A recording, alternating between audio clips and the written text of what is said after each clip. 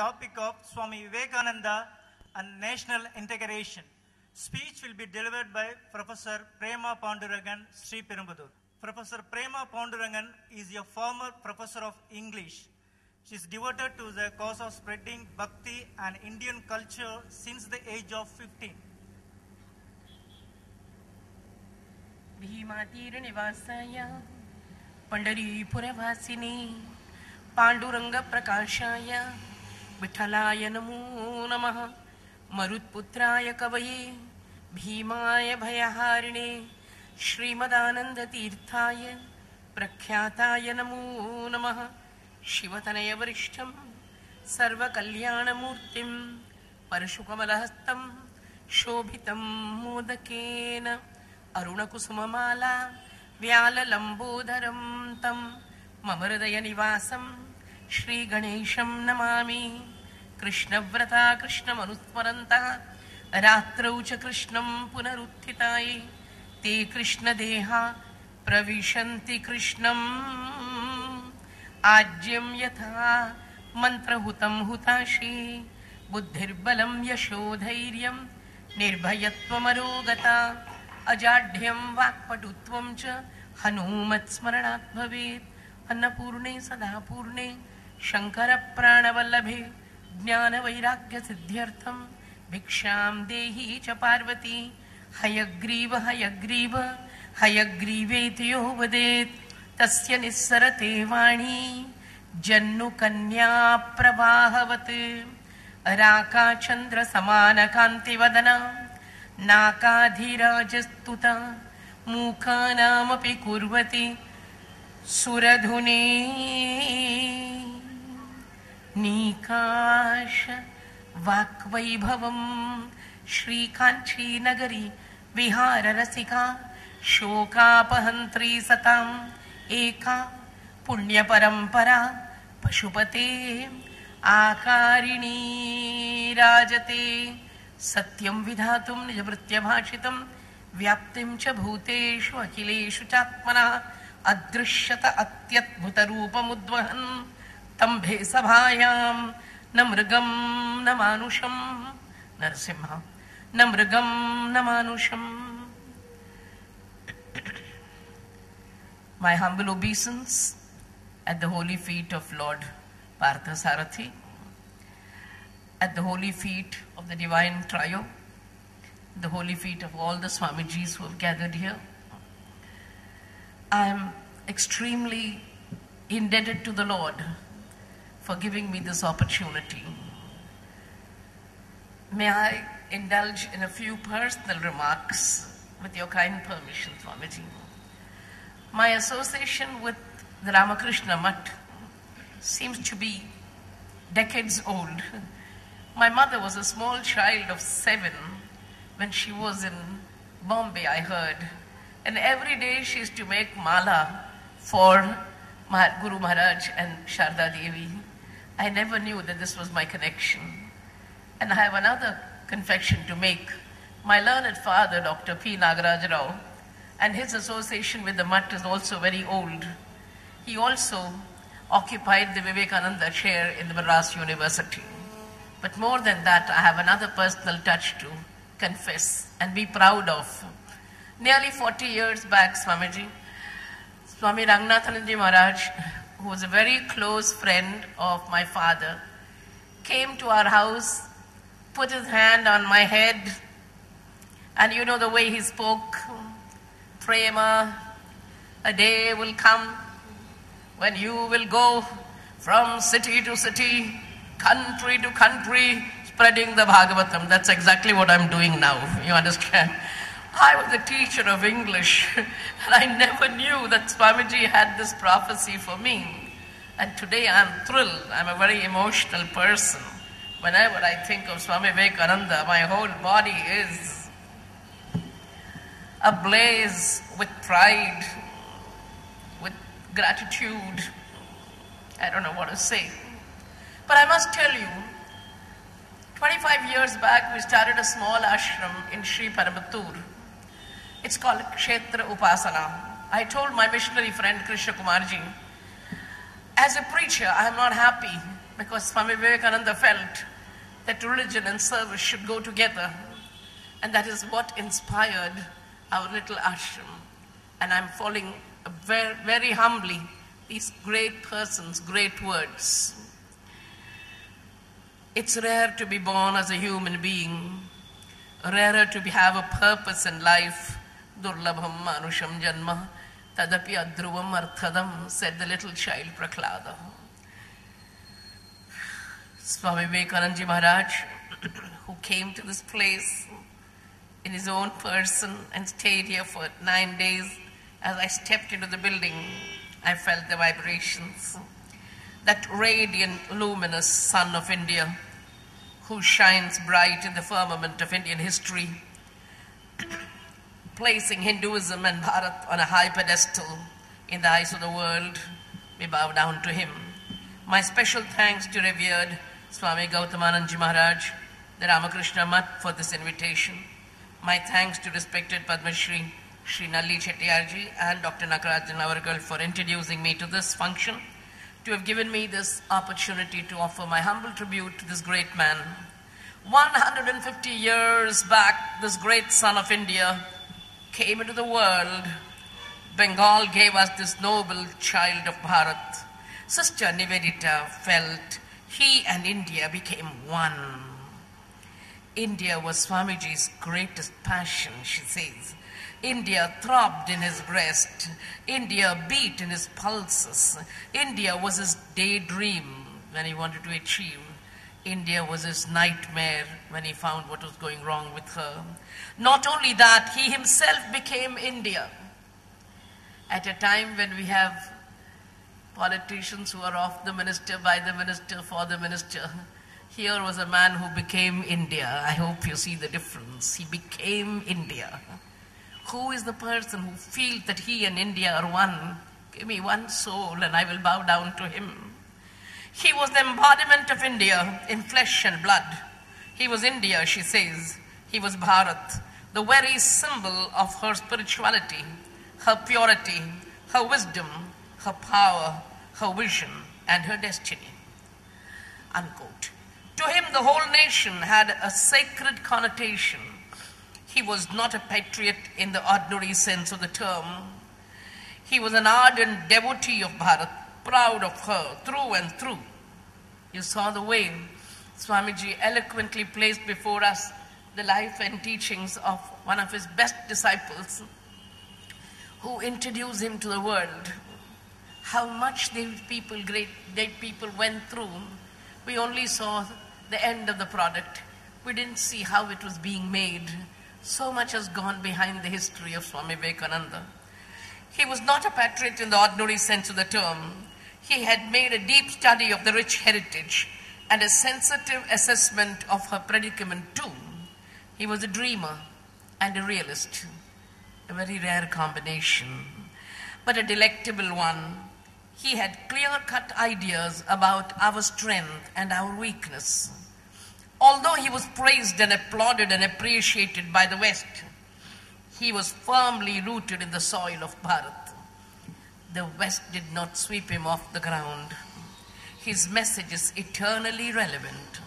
Look at the present condition of our country, our great country. Every day breaking news is heartbreaking news, Swamiji. Heartbreaking news. Papers and TV are full of ugly acts of lust and formidable perpetrations of violence. Scams seem to be rampant. They seem to be rampant in every walk of life. Prices are shooting up and the common Indian is at a loss to make both ends meet. We are dividing India into pieces, into shreds. She seems an amputated body, torn by linguistic barriers, political controversies. We are fighting among ourselves for water, for electricity, basic needs of life. On one side, riches seem to be multiplying thousandfold. On the other side, we have dire poverty, sheer poverty, gruesome poverty, villages without drinking water, women being abused from 3 to 33. My heart bleeds when I say this. Women being abused from 3 to 33. A a dismal scene our great country presents today, it is in this context that the great words of this noble prophet have to be remembered and implemented. First and foremost, Swamiji emphasized on one point, something that India has forgotten today. Not India, the rulers of India have forgotten today. Each nation has a theme, he said. Each nation has a theme. Everything else is secondary. India's theme is religion. He was very clear about it. India's theme is religion. Social reform, everything else are secondary. Religion and religion alone is the life of India. And when that goes, India will die.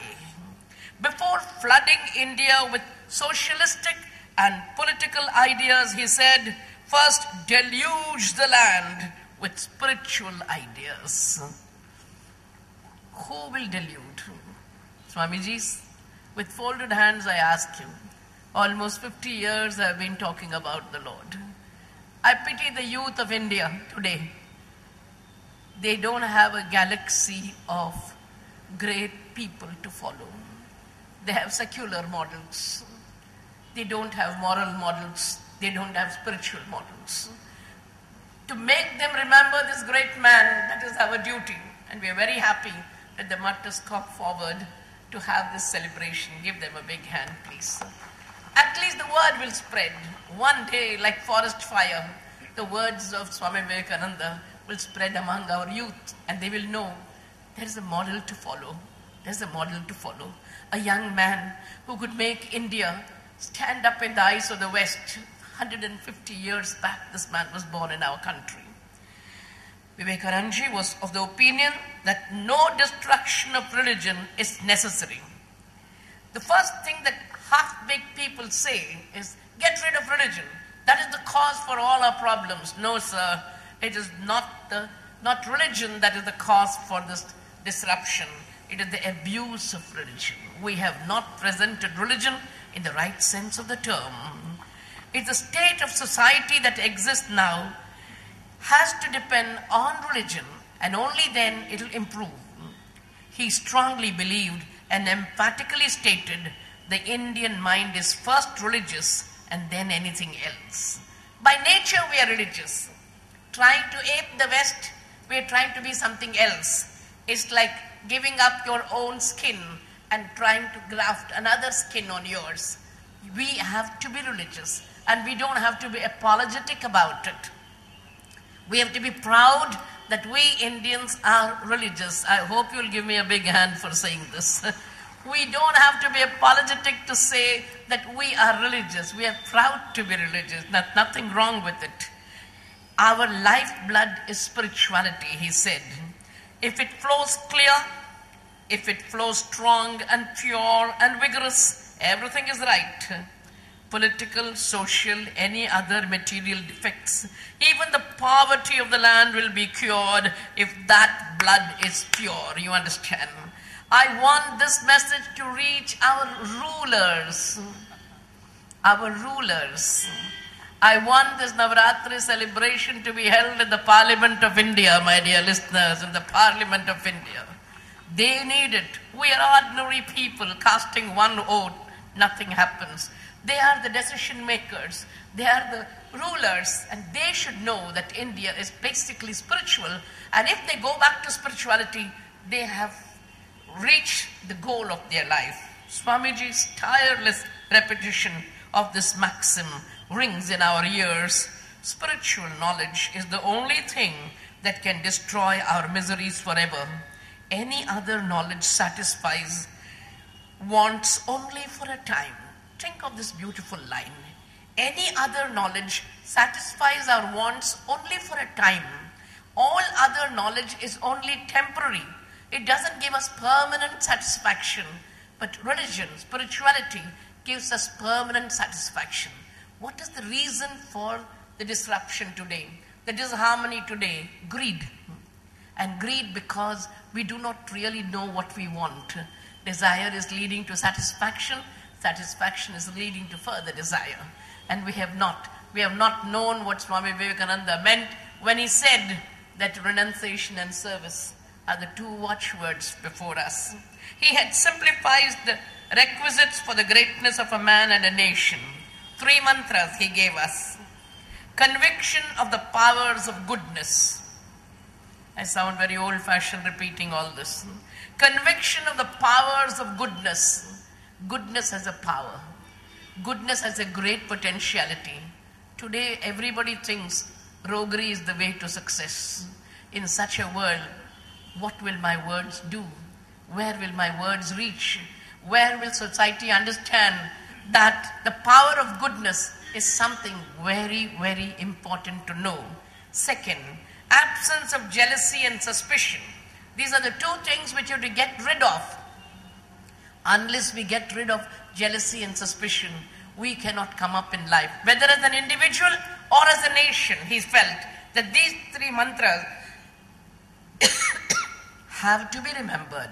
First, conviction of the powers of goodness. Second, absence of jealousy and suspicion.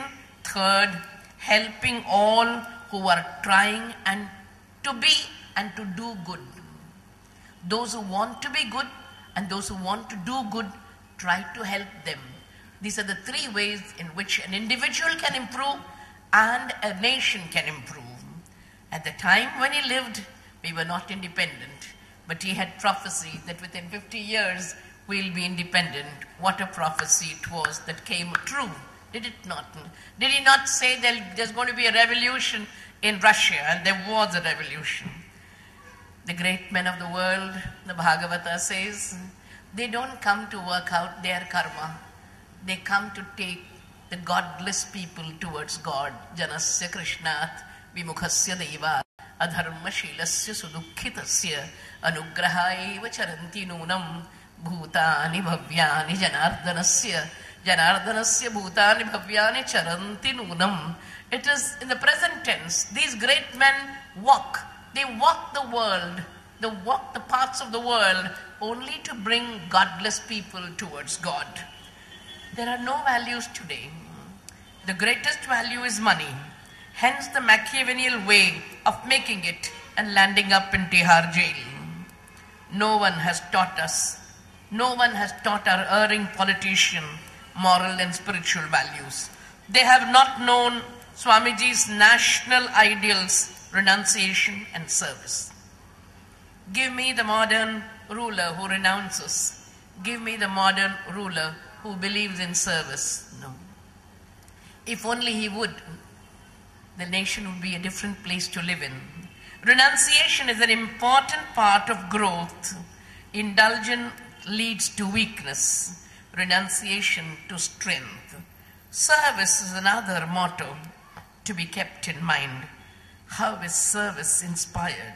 Inspired by sensitivity and feeling, and it is sustained by humility. All the wealth of the world cannot help one little Indian village if the people are not taught to help themselves, he said. Gandhiji and Swami Vivekananda, both of them felt that India lived in the villages. And it is in the villages that we have to go and make them uddharet atmana atmanam. They have to be taught to improve themselves. Our main work should be, he felt, educational, both moral and intellectual. Educational, both moral and intellectual. Education is not the amount of information that is put into your brain and runs riot there undigested all your life. He said, we must have life building, man making, character making, assimilation of ideas. Only then this country will come together. We want education of a different type. 23 years I taught English.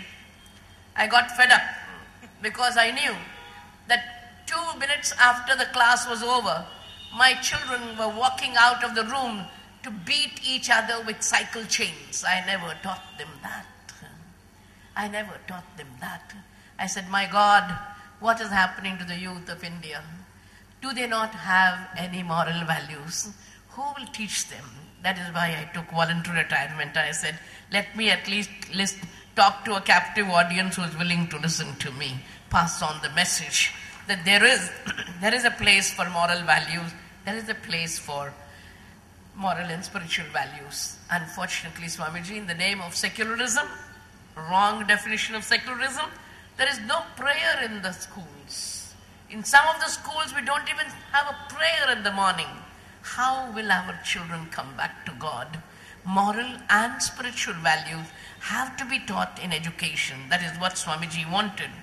Today, educated man it is who is behind the scam. He is cutting down trees. He is abusing women. He is cheating society. What has education done to man today?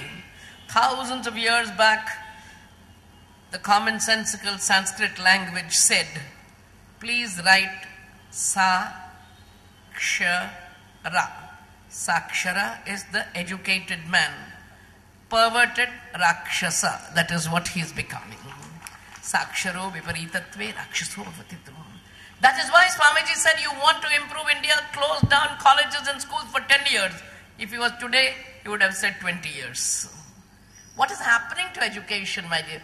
Everywhere, like mushrooms, you have colleges and colleges and colleges springing up. Nobody is thinking of the quality of education. The teacher has to be moral. The teacher has to be spiritual. The teacher has to be a guru. But today, we don't have gurus.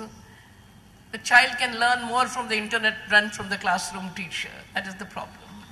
We want an ideal. We want a teacher who will transmit her or his own spiritual knowledge to the child and be a model for emulation. Unfortunately, we don't have a man-making education, a character-building education.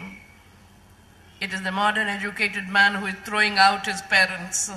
We run an old age home, Swamiji, and it is children who throw their parents away. They don't want them. I said, what has education taught you?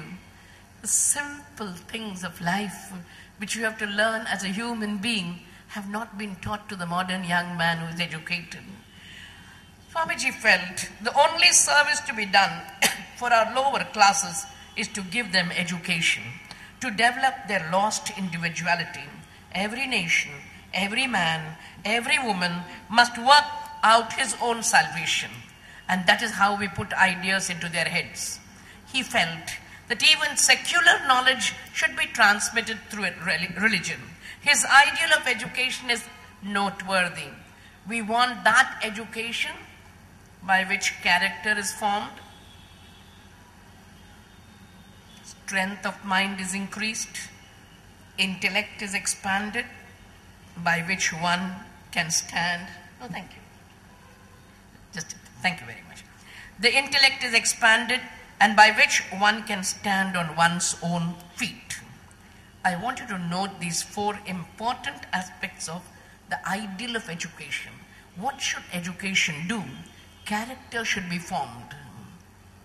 Nobody's bothered about character.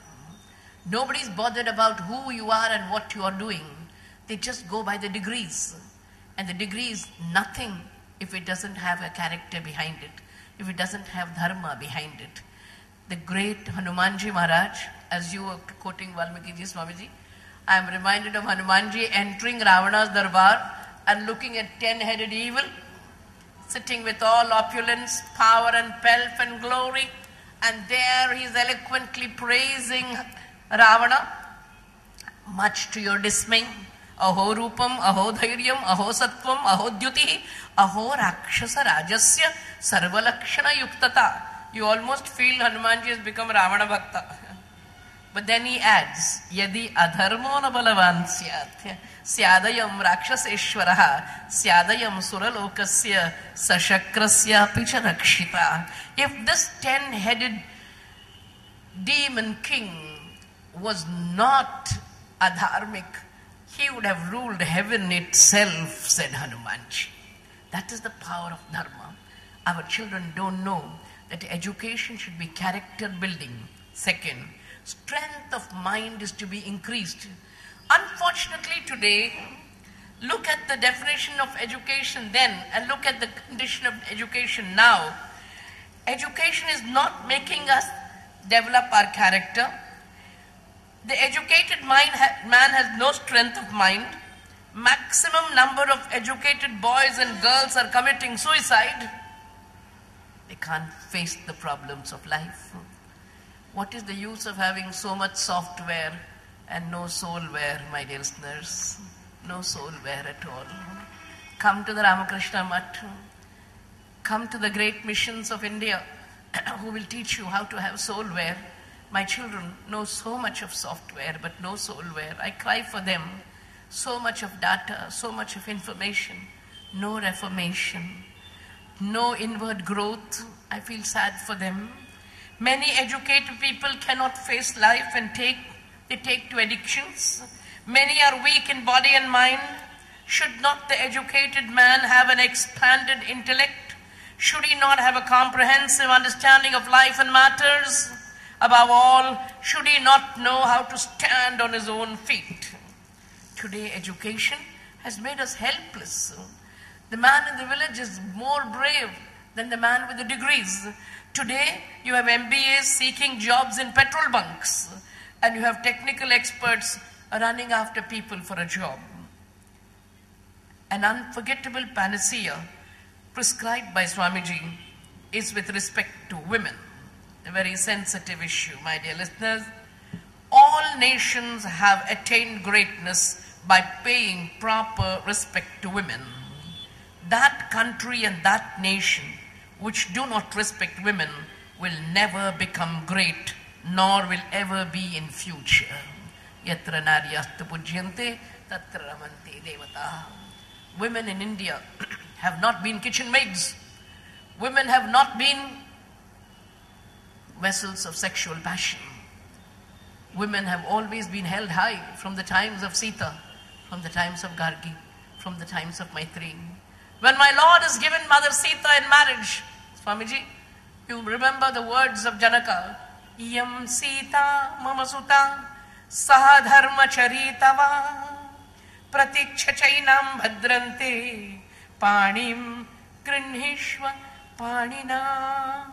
The first time I heard it was from my great mentor, Anantaram Dikshitarji Maharaj, who used to say, Rama, your glory lies not in your being dharmic, but your being supported by a dharmic wife called Mother Sita. Remember, Saha Dharma Charitava. That is the biggest dowry I give you, Rama, I give you.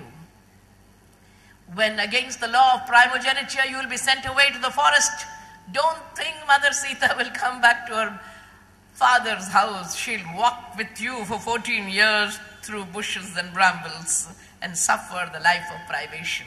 Saha Dharma Charitava. My master, Swami Vivekananda, always felt, if you do not raise the women who are living embodiments of the Divine Mother, don't think you have any other way to rise. Educate your women first. And he said something which makes me very proud. He said, they will look after themselves. Who are you to solve women's problems? Are you God? Hands off, he said. Women know how to solve their problems. Allow the woman to be respected.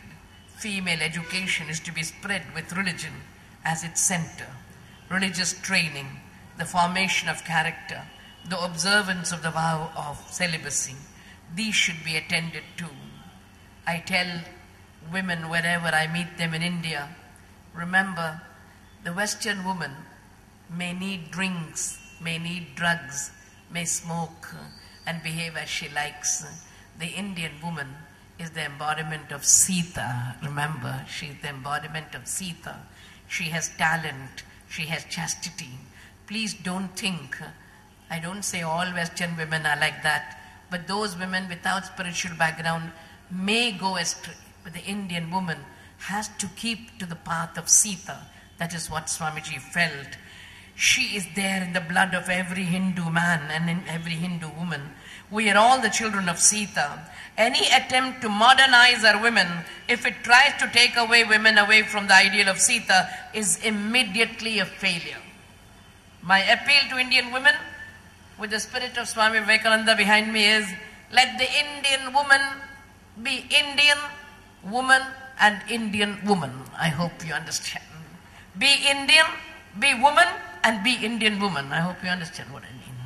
She doesn't have to change herself. Modernity does not mean wearing modern dress. It's a way of outlook. The The Indian woman is brilliant.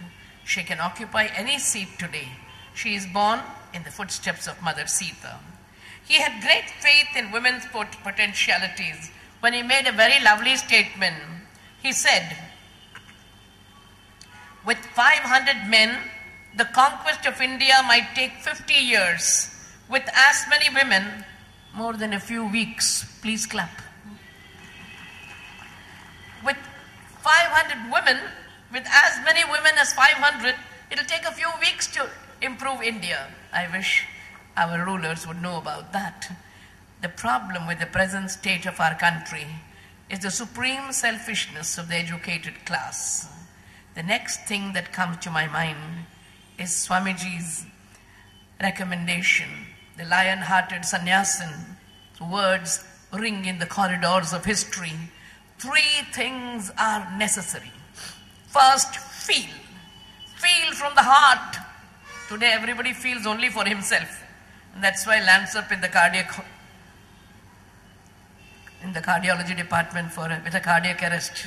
Because we feel for ourselves, we become tense. When you feel for others, you have no tension, my dear listeners. You have no tension. Feel, he said, feel. Do you feel that millions and millions of the descendants of gods and of sages have become next door neighbors to brutes? Do you feel that millions are starving today? That millions have been starving for ages? Does it make you restless? Does it make you sleepless?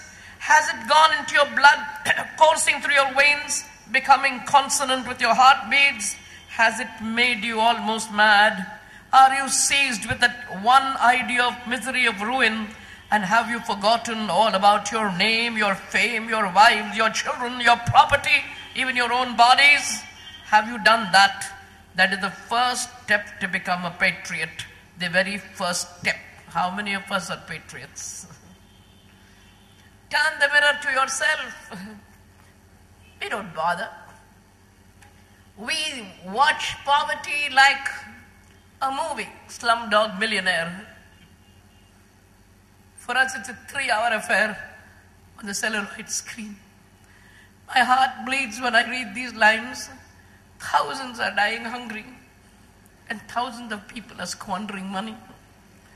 I ask myself, where is that Indian who feels for India? Have you found any way out? Have you found any way out? Any practical solution? Some help instead of condemnation? Some sweet words to soothe their miseries?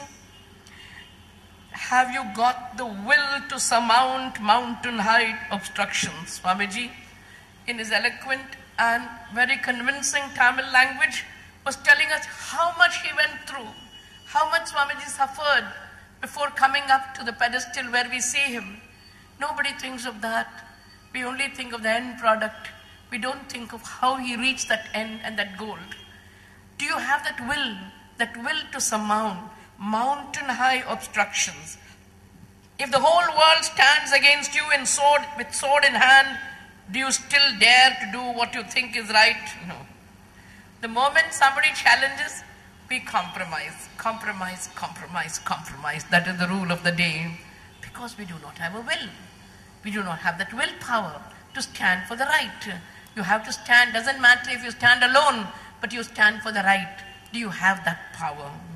If you have these 3 things, each one of you will work miracles. That is what he told young people.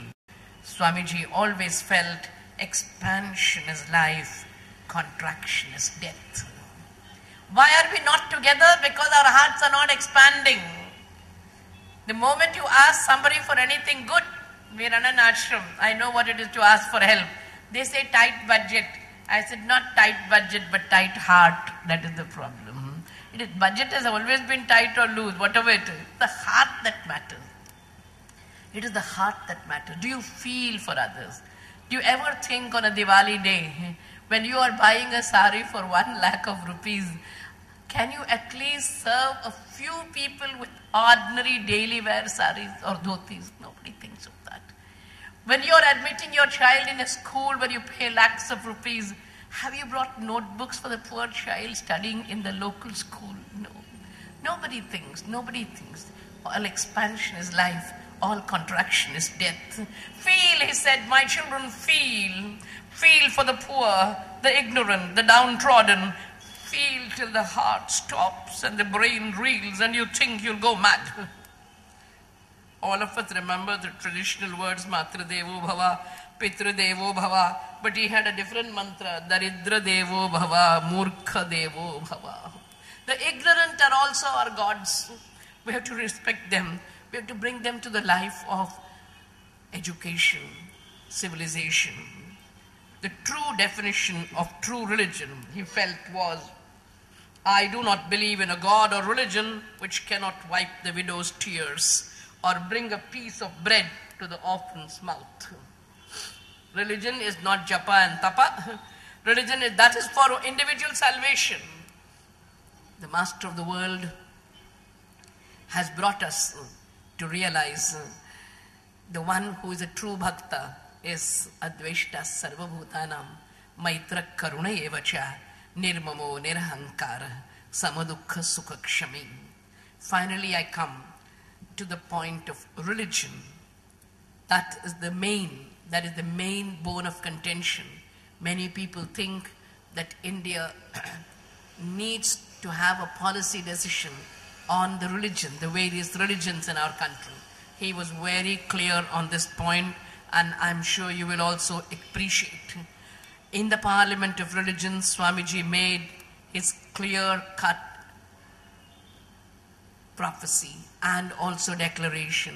A staunch Hindu at heart, but tolerant of other faiths, he said, a Christian is not to become a Hindu or a Buddhist, nor a Hindu or a Buddhist to become a Christian, but each must assimilate the spirit of the other and yet preserve this individuality and grow according to his own law of growth. Please give him a big hand. That is the only way we'll have communal harmony. Don't allow ordinary people to divide us. Let a true Hindu be a true Hindu, a true Christian be a true Christian, and a true Muslim be a true Muslim. Let us not interfere with each other's faith. Let us live happily without imposing our faith on each other. Because he felt religion is being and becoming. Being a Hindu and becoming a Hindu. Being a Christian and becoming a Christian. Each one should stick to his faith. We are celebrating the 150th anniversary of this great son of India. And what comes to my mind, lovely figure. Whenever you think of Swami Vivekananda, Swamiji took a few minutes of mine, so I'll take a few minutes more, if you don't mind. A long, tall person stands before us. Dr. Annie Besant said, striking figure, clad in yellow and orange, shining like the sun of India in the midst of the heavy atmosphere of Chicago. A lion head, piercing eyes, mobile lips, movements swift and abrupt. Monk, they called him. Not unwarrantably, warrior monk. I like that phrase. He was a warrior monk. We don't want docile monks. Sorry, Swamiji. We want warrior monks, and please tell us that we want warrior women also. Please clap for us. We don't want to be docile. We don't want to be doormats. We want to be warrior women too, following the path of this great man. Another noble son of Bharat called Rabindranath Tagore said, read Vivekananda, Roman Roland, read Vivekananda if you want to know India. National disintegration is not a collective process, my dear listeners. It is the cumulative result of individual disintegration. Man in India is broken into pieces from within. He has to get back to his spiritual roots. The scheming politician should not divide India. The sacred element should not be dissected. Bharat is one. Only spiritual education can bring us together. The brotherhood of man has the fatherhood of God as its basis. In the wrong sense of secularism, we are abolishing the cream of religion and leaving man as a tempest-tossed boat with a leak flooding it. He has to find his anchor in faith. Make every child lisp with Vivekananda's utterances. Let every feeding mother fill her child with the milk of human kindness. Let every Indian pray for all, and let every hungry mouth be fed before wedding parties and celebrations squander crores of rupees.